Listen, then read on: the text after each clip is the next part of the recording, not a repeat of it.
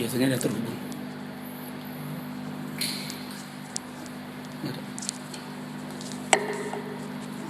Ini.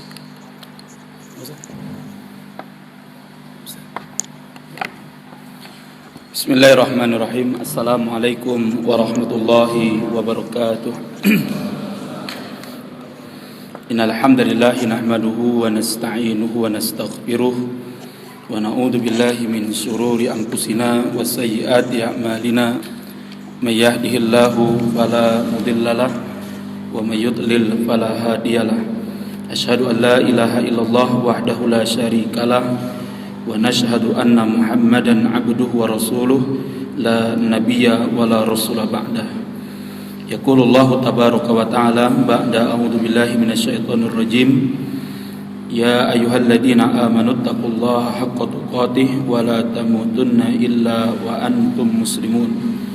Ya ayyuhan nasu taqu rabbakumul ladzi khalaqakum min nafsin wahidah wa khalaqa minha zawjaha wa batha minhuma rijalan katsiran wa nisaa'a wattaqullaha alladzi tasaaluna bihi wal arham innallaha kana 'alaikum raqiba. Ya ayyuhalladzina amanu taqullaha wa qulu qawlan sadida yuslih lakum a'malakum wa yaghfir lakum dhunubakum wa may yuti'illaha wa rasulahu faqad faza fawzan 'azima. Amma ba'du fa inna asdaqal hadits kitabullah wa inna afdalal hadyi hadyu Muhammadin sallallahu alaihi wasallam wa inna syarral umuri muhdatsatuha wa kullu muhdatsatin bid'ah wa kullu bid'atin dhalalah wa kullu dhalalatin finnar. Ikhwani fiddin wa akhwati arsyadani wa arsyadakumullah. Alhamdulillah pada malam hari ini kita bersyukur kepada Allah Subhanahu wa taala bisa bertemu kembali dalam kajian rutin kita pada malam hari ini. Mudah-mudahan apa yang nantinya kita kaji bersama mendapatkan maunah dan barokah daripada Allah Subhanahu wa taala. Toib, saya nanti meminta waktu 15 menit terakhir untuk memberikan kesempatan nanti kepada teman-teman dari pecinta cinta Al-Aqsa yang saya lupa ini. Insyaallah sudah hadir ya. Yang nanti insyaallah akan menjelaskan berkaitan dengan kondisi terkini Al-Aqsa, berkaitan nanti aneksasi tepi barat ya, yang tidak boleh kita lupakan. Jadi ini sudah mulai berjalan penghancuran rumah-rumah Palestina di wilayah tepi barat di Gaza. Ini umat Islam tidak boleh luput dari apa yang terjadi di Palestina. Walaupun di sisi yang lain kita juga bergembira karena beberapa hari yang lalu Erdogan telah memutuskan masjid Hagia Sophia ya. Jadi aslinya dulu adalah gereja. Ketika ditaklukkan oleh Muhammad Al-Fatih, Muhammad Al-Fatih ini orang yang merealisasikan hadis Rasulullah sallallahu alaihi wasallam. Jadi Rasulullah pernah ditanya oleh para sahabat, "Ya Rasulullah, negeri mana yang pertama sekali akan ditaklukkan oleh kaum muslimin itu?" Maka Rasulullah menyebutkan bahwa yang akan pertama kali ditaklukkan oleh kaum muslimin nanti adalah Konstantinopel itu. Dan ternyata hadis ini sudah mulai dilakukan oleh para sahabat sejak zaman Khulafaur Rasyidin. Bahkan orang yang pertama sekali ingin berupaya untuk menaklukkan Konstantinopel ini nanti adalah pada masa Bani Umayyah. Jadi sahabat Muawiyah orang yang pertama ingin menaklukkan Konstantinopel dan tidak berhasil. Kemudian dilanjutkan oleh putranya Yazid bin Muawiyah, juga tidak berhasil. Sampai nanti berakhirnya Bani Umayyah. Begitu juga berlanjut kepada Bani Abbasiyah. Beberapa khilafah atau khalifah pada masa Bani Abbasiyah tidak berhasil untuk menaklukkan Konstantinopel ini. Barulah nanti pada masa Turki Utsmani di bawah Muhammad Al-Fatih, jadi 900 tahun setelah nubuat Rasulullah, kemudian berhasil menaklukkan ibu kota daripada Romawi ini. Dan kemudian Hagia Sophia ini adalah sebuah gereja yang kemudian dibeli oleh Muhammad Al-Fatih dengan uangnya.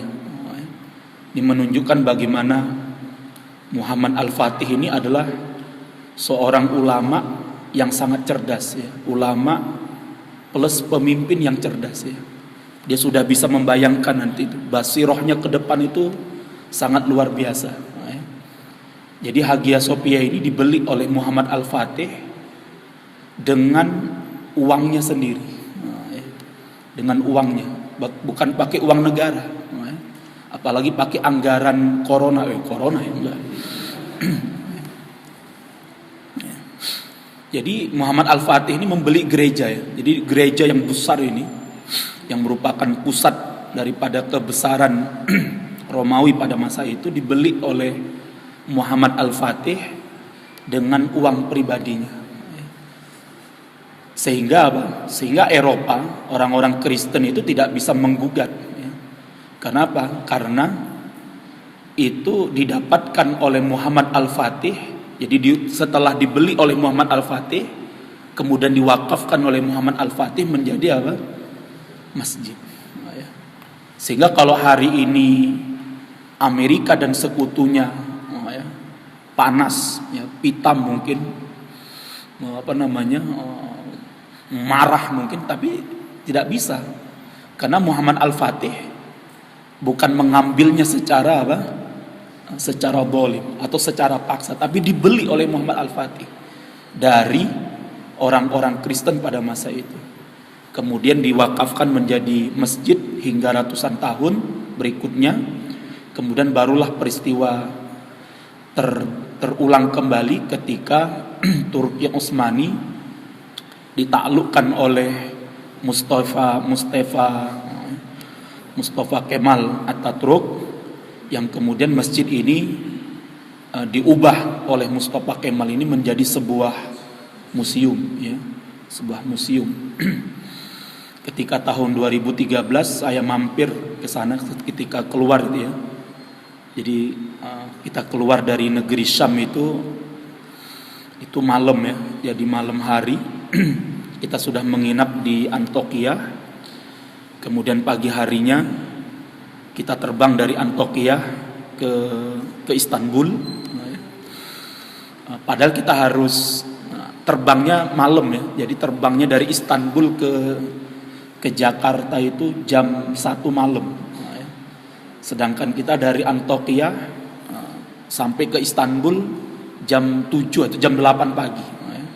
Nah, akhirnya kita jalan-jalan dulu ke masjid Masjid Muhammad Al-Fatih yang keberapa itu. Dan nanti kemudian sempat jalan-jalan juga ke Hagia Sophia ini. Dan itu memang menjadi sebuah museum, ya. Jadi banyak orang-orang Eropa yang datang ke sana untuk menyaksikan itu. Baik, di satu sisi kita berbahagia karena Erdogan dan kaum muslimin di Turki mengembalikan fungsi Hagia Sophia ini menjadi masjid kembali. Tapi di sisi yang lain kita wajib untuk waspada karena Amerika akan melakukan aneksasi terhadap tepi barat, ya, bersama dengan teman akrabnya yang bernama Zionis ini.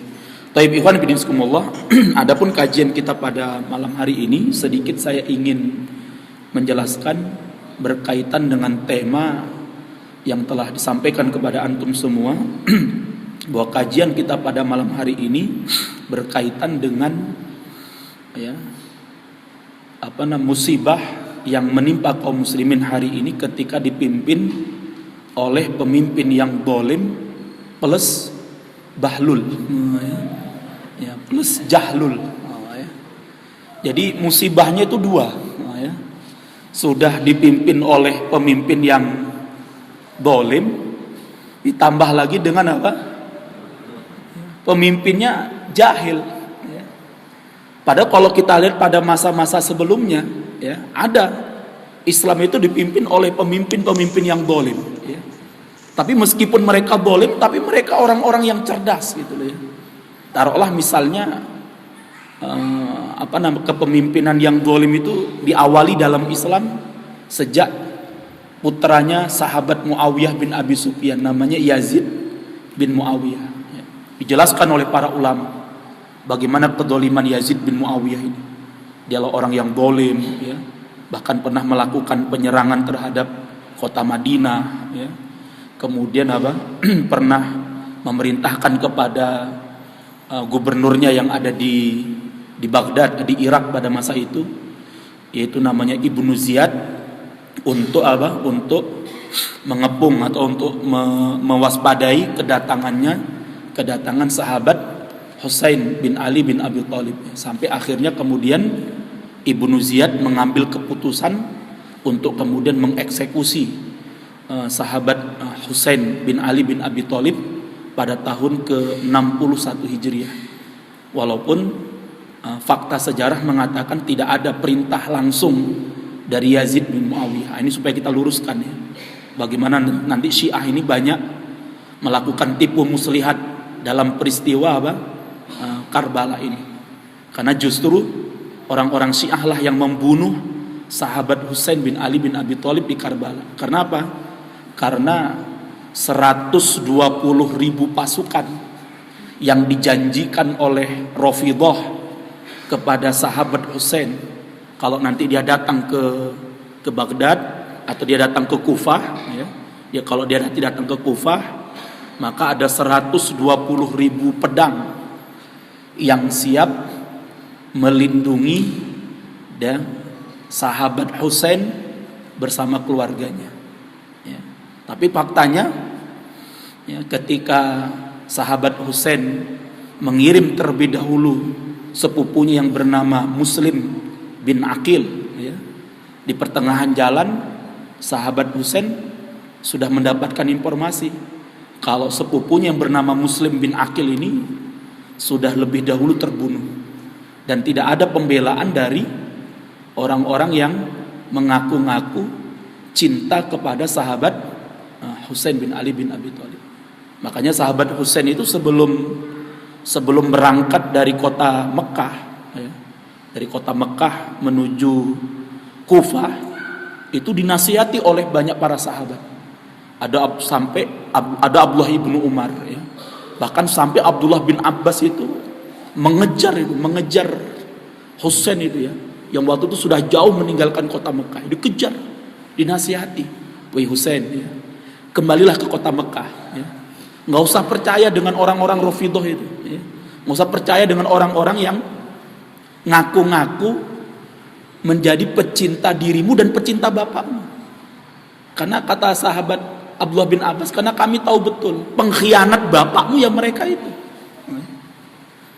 Jadi kan kenapa sahabat Ali itu memindahkan ibu kotanya dari ibu kota negara Islam dari kota Madinah ke kota Kufah? Itu kan akibat dari tipu muslihatnya orang-orang Sabaiyah kan. Ya, karena para pengikut Abdullah bin Saba ini yakin betul kalau pemerintahan Islam itu tetap berada di kota Kufah, di kota Madinah, ya, di kota Madinah, maka tidak akan bisa pengikut Abdullah bin Saba ini bergerilya untuk mencabik-cabik dan merusak ajaran Islam itu. Maka dibuatlah skenario. Sahabat Ali terus diprovokasi untuk memindahkan ibu kota Islam itu dari Madinah ke mana? Ke Kufah. Yang akhirnya nanti orang-orang Kufah ini kemudian mengkhianati sahabat Ali bin Abi Thalib hingga nanti beliau terbunuh di tangannya Abdurrahman bin Muljim itu. Tapi sudah takdirnya, ya. Jadi Allah sudah mentakdirkan sahabat Husain itu syahid di Karbala. Sahabat Husain tetap komitmen dengan janjinya kepada orang-orang Kufah. Maka ikhwan sekumullah, ini penting untuk kita perhatikan, sehingga sebagai kaum muslimin kita melihat Yazid bin Muawiyah ini zalim, tapi dia adalah orang yang cerdas, ya. Pada masanya pemerintahan Islam itu maju, bahkan dia berusaha untuk menaklukkan apa? Konstantinopel di awal-awal. Nah, ini penting untuk kita perhatikan. Setelah Yazid ada lagi namanya Hajjaj bin Yusuf As-Saqafi. Ini lebih zalim lagi. Ya. Dalam catatan sejarah, Imam Ad-Dhahabi mengatakan berapa kaum muslimin yang dibunuh oleh Hajjaj bin Yusuf ketika menjadi gubernur, ya, di Irak, yang ketika itu khalifahnya Abdul Malik bin Marwan. Diperkirakan orang yang dibunuh oleh Hajjaj bin Yusuf ini sekitar 120.000 orang. Jadi nggak sedikit Hajjaj bin Yusuf itu membunuh orang itu. Di antara yang dibunuh oleh Hajjaj ini adalah seorang Sayyidut Tabi'in, namanya Sa'id bin Zubair. Ya, pernah dengar ya? Sa'id bin Zubair ini adalah orang yang nanti syahid di tangannya Hajjaj bin Yusuf. Yang nanti Sa'id bin Zubair ini dinasihati oleh ibunya. Apa nasihat ibunya kepada Sa'id bin Zubair ketika akan berhadapan dengan Hajjaj ini? Kan Hajjaj memang sangat zalim, ya. Dan Sa'id bin Zubair seorang ulama pada masa yang tidak bisa melihat kezalimannya Hajjaj ini. Maka ibunda daripada Sa'id bin Zubair menasihati putranya yang bernama Sa'id bin Zubair dengan kalimat apa? Aish kariman wa mut syahidan. Jadi kalimatnya itu aslinya, saya baca riwayat aslinya itu Aish kariman wa mut, bukan au.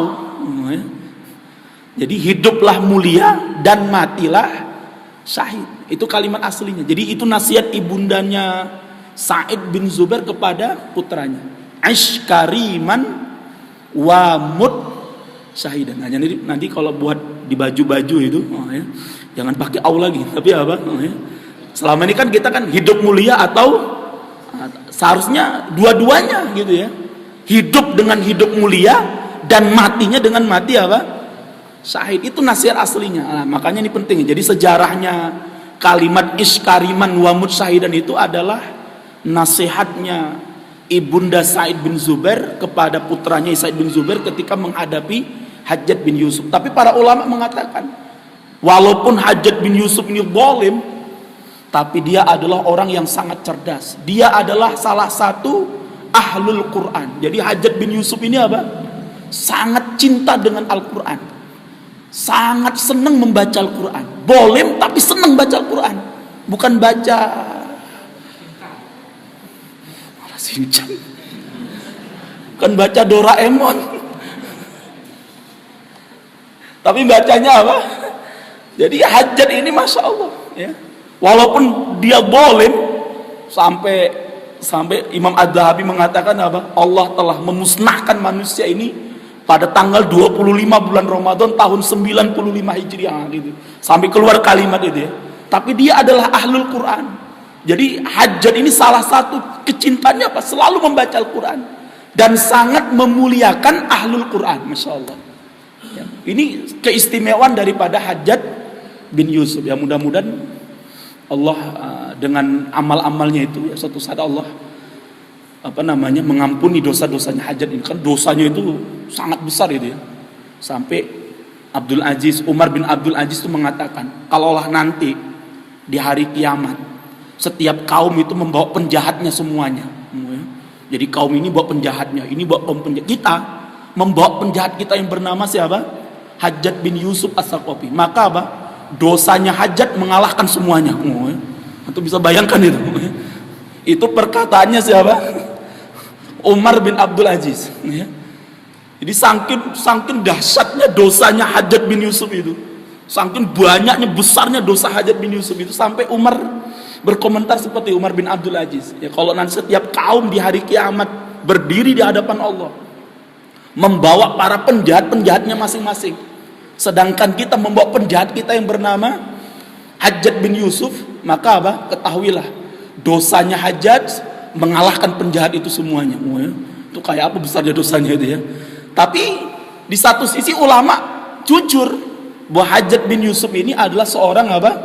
Seorang yang pintar, cerdas ya, ahlul Quran, dan sangat menghormati dan memuliakan ahlul Quran. Taib ikhwan istimullah, makanya Allah mengingatkan kepada kita di dalam surat dalam surat An-Nisa ayat 59 ya. Kata Allah, ba'da a'udzubillahi minasyaitonir rajim, ya ayyuhalladzina amanu athi'ullaha wa athi'ur rasula wa ulil amri minkum fa in tanaza'tum fi syai'in farudduhu ilallahi war rasul in kuntum tu'minuna billahi wal yaumil akhir dalika khairun wa ahsanu ta'wila. Jadi kata Allah, hai orang-orang yang beriman, taatilah Allah dan taatilah ar-rasul. Ar-rasul ya. Jadi kalau pakai alif lam ar-rasul di sini maknanya menurut para ulama adalah apa? Nabi Yuna Muhammad sallallahu alaihi wasallam. Jadi kalau kalimat ar-rasul di dalam Al-Qur'an itu bentuknya adalah ma'rifat, ya ma'rifah, rasul itu, nah dia. Berarti maknanya adalah Rasulullah gitu. Jadi orang-orang beriman, taati Allah dan taatilah nabi kalian yaitu Rasulullah sallallahu alaihi wasallam, wa ulil amri minkum, dan ulil amri di antara kalian. Lah kalau nanti kita kembalikan makna ulil amri, kita buka tafsir, misalnya tafsir Imam At-Tabari atau tafsirnya Imam Ibnu Katsir dan ulama-ulama tafsir yang lain, maka mayoritas jumhur mufassirin mengatakan asli makna ulil amri itu adalah ulul ilmi atau ulul fikhi wal ilmi. Jadi aslinya makna ulil amri di sini artinya apa? Al ulama. Jadi taatilah Allah, taatilah Rasul yaitu Rasulullah SAW, dan yang ketiga apa? Taatilah pemimpin-pemimpin kalian. Itu maknanya adalah apa?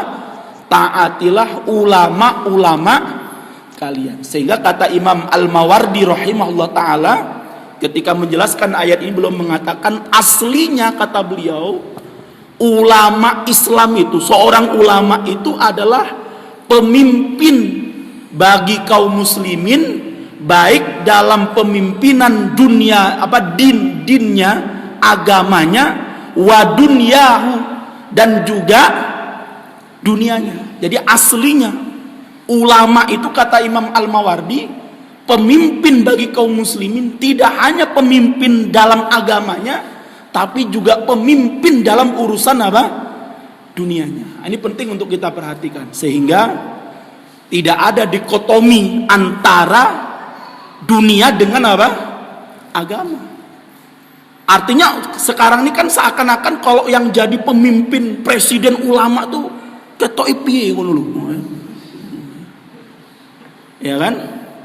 Makanya kemarin ketika ada yang menjadikan ulama sebagai wakil presiden, banyak yang protes. Wah, ngopo wis tuwa, wis mbok wis ning mui wae itu kan ya. Oh, ya. Ada yang ngomong itu enggak, Baren? Ada ya? Lah padahal aslinya ulama itu harus tampil gitu loh. Harus tampil di hadapan umat untuk menjadi pemimpin dalam urusan din mereka dan juga dalam urusan apa? Dunia mereka. Ini yang asli. Kenapa? Karena makna ulil amri di sini itu artinya adalah apa?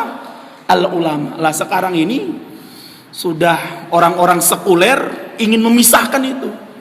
Pokoknya ulama itu ngurusi masjid, ngurusi pesantren, ngurusi apa lagi? Apa namanya? Ngurusi majelis taklim. Itu ulama. Adapun yang jadi presiden, yang jadi ketua DPR, ketua MPR itu serahkanlah kepada yang bukan apa? Ulama. Lain yang terjadi hari ini. Seharusnya enggak demikian. Nah, ini makanya yang ngaji-ngaji di sini ini, ya, saya berharap kepada antum semua yang masih muda-muda ini belajar dari sekarang. Ya, antum harus kuliah di ilmu politik ini. Ya. Kalau sekarang antum bicara kuliah di politik sekarang ini baru 2019 ini kan. 2024 antum udah lulus itu.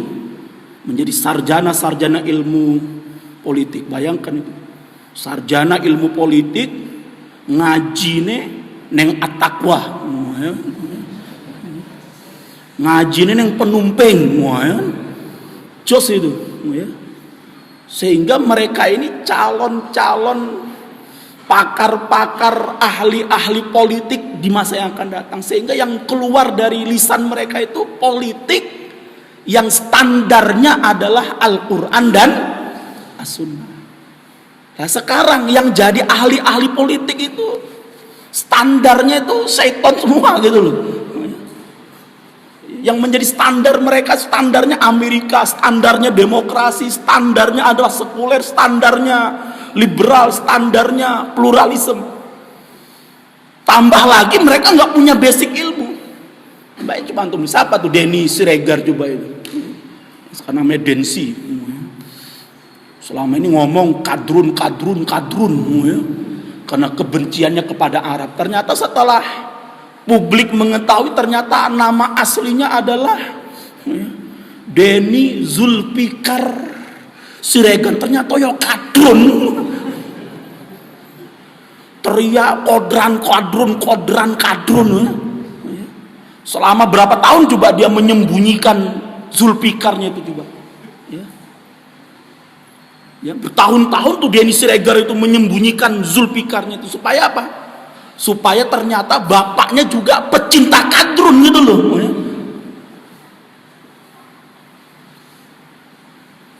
Disembunyikan oleh Denny Siregar sehingga dia apa? Di mana-mana bicara tentang kadrun, kadal gurun itu ya.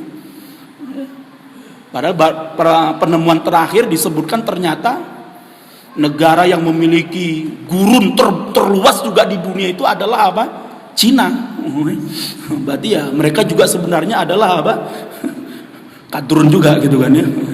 Jadi ada kadal gurun Arab dan ada kadal gurun mana? Cina.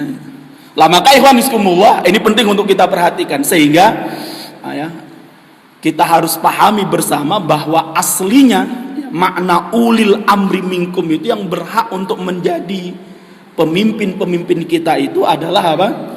Para ulama-ulama kita. Sehingga tentunya kita lihat dalam sejarah orang yang menjadi khulafaur rasyidin pertama itu ya dari Rasulullah yang pertama Rasulullah ya. Beliau adalah pakar urusan din dan pakar urusan apa? Duniawi. Rasulullah langsung memimpin kaum muslimin di Madinah ya, selama lebih kurang 10 tahun. Setelah Rasulullah digantikan oleh para sahabat-sahabat beliau yang menjadi khulafaur rasyidin ya. Semuanya ulama. Abu Bakar khalifah, tapi beliau adalah seorang ulama. Sahabat Umar khalifah, seorang ulama. Sahabat Utsman khalifah dan beliau adalah seorang ulama. Sahabat Ali khalifah dan beliau seorang ulama. Setelah sahabat Ali, sahabat Hasan khalifah terakhir dan beliau adalah seorang ulama. Setelah sahabat Hasan, sahabat Muawiyah bin Abi Sufyan, seorang sahabat kibarus sahabah, ulama. Bahkan beliau adalah orang yang telah dipercaya oleh Allah dan Rasulnya untuk menjadi penulis apa? Al-Quran ya. Makanya kalau ada yang menjelek-jelekkan sahabat Muawiyah itu, tanyakan kepadanya ya, apa yang telah anda tulis? Anda belum pernah dipercaya menjadi apa? Menjadi penulis apa? Wahyunya Allah Subhanahu wa taala. Tapi sudah sok menjelek-jelekkan siapa? Sahabat Muawiyah bin Abi Sufyan ya, yang mengatakan Muawiyah ini sangat benci dengan ahlul bait Nabi. Muawiyah ini sangat benci dengan keluarga Nabi. Siapa bilang? Ya. Buktinya kalaulah keluarganya Abu Sufyan itu benci kepada sahabat Rasulullah atau kepada Rasulullah, kepada ahlul baitnya Rasulullah, bagaimana mungkin Rasulullah Shallallahu Alaihi Wasallam menjadikan Ummu Habibah, ya Ummu Habibah, saudari kandungnya sahabat Muawiyah bin Abi Sufyan sebagai apa? Sebagai istri beliau. Dan bagaimana Rasulullah menjadikan Abu Sufyan ini sebagai apanya? Mertuanya siapa? Jadi kalau ada yang menjelek-jelekkan Abu Sufyan, berarti Anda telah menjelek-jelekkan siapa? Mertua daripada Rasulullah sallallahu alaihi wasallam. Apakah tidak menyakiti hati Rasulullah? Padahal mereka teriak-teriak. Siapa yang menyakiti Ali berarti menyakiti. Kalau menyakiti Abu Sufyan, apa nggak menyakiti hati Rasulullah? Lah makanya ikhwan fillah, ini penting. Barulah setelah itu muncul orang-orang yang tidak menjadi orang yang menjadi pemimpin bukan ulama, ya. Para ulama sepakat ya, Yazid bukan seorang ulama, tetapi Yazid tetap menghormati dan memuliakan apa? Para ulama. Begitu juga setelahnya, ya. Jadi ada khalifah-khalifah yang tidak ulama tapi mereka sangat mencintai dan sangat menghormati para ulama. Lah, setelahnya datang pemimpin yang bukan ulama tapi mereka merendahkan ulama. Setelahnya datang lagi pemimpin yang bukan ulama tapi kemudian apa? Bukan hanya sekedar meremehkan, tapi justru apa? Memerangi dan menangkapi para ulama. Makanya ikhwan miskumullah, maka kita lihat dalam hadis Sahih Muslim dan Sahih Bukhari disebutkan di sini, ya, supaya kita tahu aslinya seorang pemimpin itu dia harus adalah seorang yang berilmu, ya. Ilmu yang benar terhadap apa? Urusan dinnya dan juga urusan apa? Dunianya. Maka disebutkan di sini, innallaha la yakbidul ilma intiza'an yantazi'uhu minan nas walakin yakbidul ilma biqabdil ulama hatta idza lam yatruk aliman ittakhadan nasu ru'usan juhalan. Kata Allah, dalam hadis Rasul mengatakan apa? Sesungguhnya Allah tidak akan mencabut ilmu ini serta merta langsung sekali cabut, tidak, ya. Tetapi Allah mencabut ilmu dari muka bumi ini dengan cara apa? Biqabdil ulama, dengan mewafatkan para ulama, sehingga ketika tidak didapatkan lagi para ulama di tengah-tengah manusia, maka akhirnya yang dijadikan sebagai pemimpin oleh para manusia itu, kata Rasulullah apa?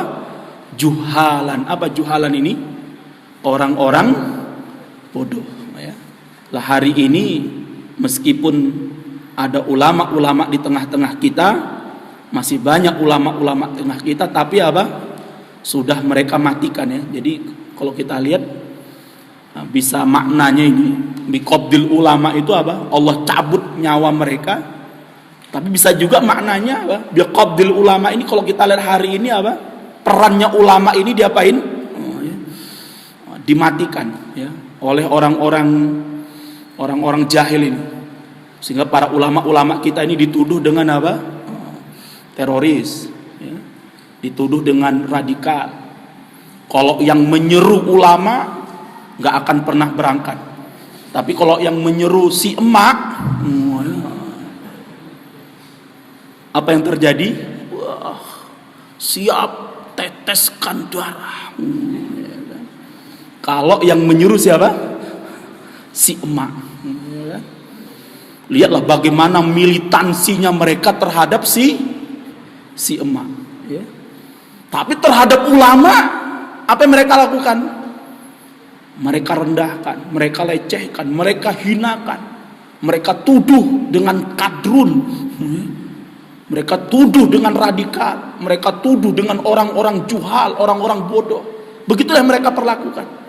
Tapi kalau yang menyeru mereka ini orang-orang juhal, orang-orang yang bodoh terhadap agamanya, yang mengucapkan sallallahu alaihi wasallam aja nggak bisa, mengucapkan la haula wala quwwata illa billah aja la, kalau spiye juga. Lah akhirnya apa kata Rasulullah? Fasu'ilu fa'aftau bi ghairi ilmin fadallu wa adallu. Akhirnya umat bertanya kepada mereka, umat meminta tanggung jawab mereka terhadap urusan-urusan dunia. Akhirnya apa kata Rasulullah? Maka mereka akan memimpin rakyat mereka tanpa dasar ilmu. Sehingga apa yang terjadi? Fadallu wa adallu. Merekanya sesat dan akhirnya juga apa? Menyesatkan. Lah ini akhirnya oleh sebab itu saya katakan, jadi kalau kita dipimpin oleh pemimpin yang dolim, cerdas, itu masih mendingan. Ya. Tapi kalau sudah dolim, jahlul, ini dua musibah. Sudah dapat musibah dolim, ditambah lagi dengan musibah apa? Kedunguannya, kebodohannya, ketidaktahuannya, ketidakpahamannya. Lah ini akhirnya apa? Umat kemudian mendapatkan dua musibah. Lah mudah-mudahan oleh sebab itu nanti ke depannya antum-antum yang hadir di sini harus siap menjadi pemimpin-pemimpin itu. Paling tidak harus siap jadi ketua RT itu. Jangan mimpi dulu jadi presiden, ya kan? Masih panjang itu. Tapi apa? Antum harus mimpi itu ya. Jadi apa? Paling tidak kalau nanti ada ada pilihan RT di kampung antum, sudah antum harus ikut itu ya, ikut pemilihan apa RT ya, sehingga yang jadi RT itu ngaji, supaya rakyat RT-nya diajak ngaji. Lah kalau yang jadi RT-nya tukang mendem, tukang joget, ya udah malam tirakatan yang diundang campur saru. Tapi kalau RT-nya ngaji, ini beliau RT nih Pak Mudrik ini ya. Itu kalau nggak tahu tirakatan yang diundang ustadz atau apa, kan nggak mungkin itu. Nah, oleh sebab itu mudah-mudahan bermanfaat. Dan mana teman-teman dari pecinta Al-Aqsa mana ini? Sudah ada belum ini? Betul, alhamdulillah sudah hadir. Nanti kita akan dengarkan 10 sampai 15 menit ya. Kita dengarkan paparan dari beliau, dan saya berharap nanti kalau ada beliau meminta kita untuk berinfak dengan infak yang terbaik, mari kita infak yang terbaik, saudara-saudara. Emang betul kan? Betul.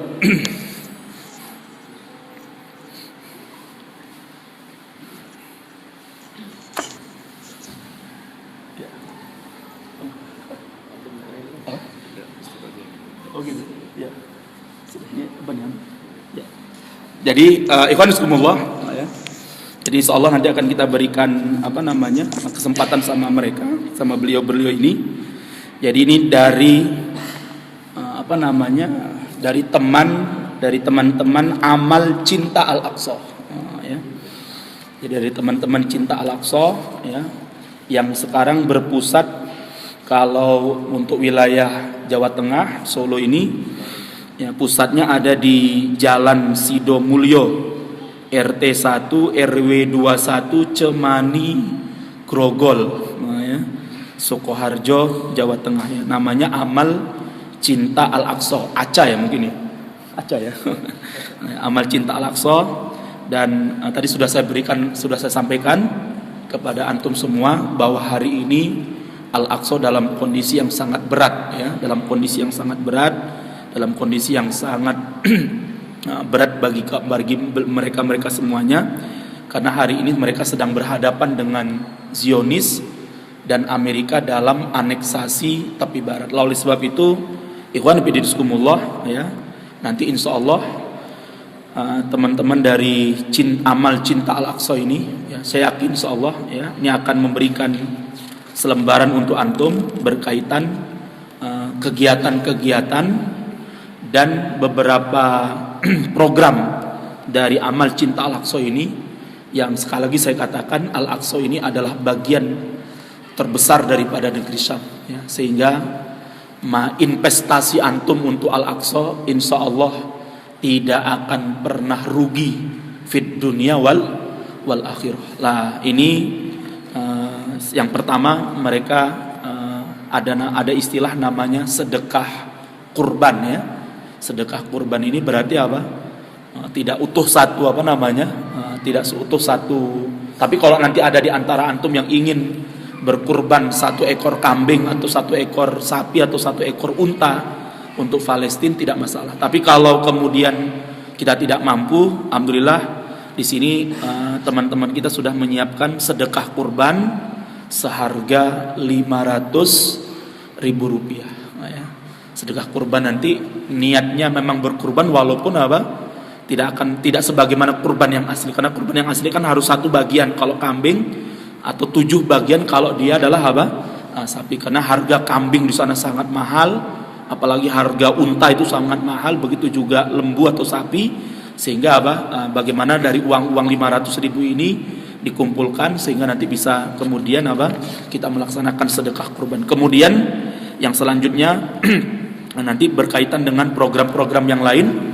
Di sini ada wakaf Markaz Al-Quran, kemudian ada wakaf Sumur Gaza, ada kurban Cinta Syam, kemudian yang terakhir adalah Gaza listrik ini ya, Masya Allah ini ya. Ini saya berharap ada di antara antum semua nanti bisa bertemu, bisa menemui teman-teman dari Cinta Al-Aqsa ini. Kalau antum nanti ngambil Gaza listrik ini, kita belikan mesin genset itu untuk penerangan mereka. Mudah-mudahan nanti Allah ganti di dalam kubur kita sebagai penerang kita dalam kubur itu.